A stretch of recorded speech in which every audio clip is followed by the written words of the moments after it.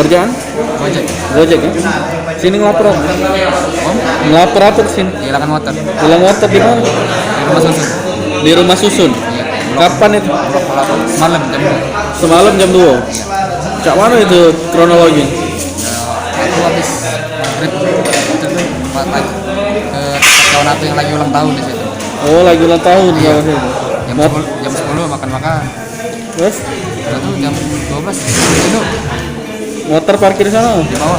Di bawah?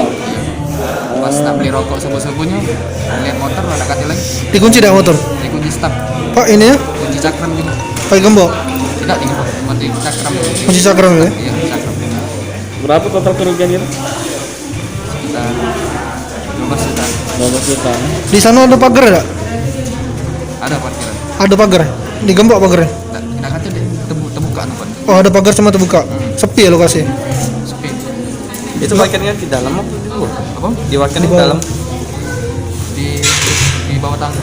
Di bawah tangga. Sempat nanya warga sekitar enggak? Lawan kita tuh cewek apa cowok? Cowok. Cowok.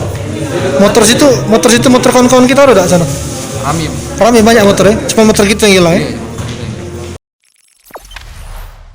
Jangan lupa subscribe, share, komen, dan like ya.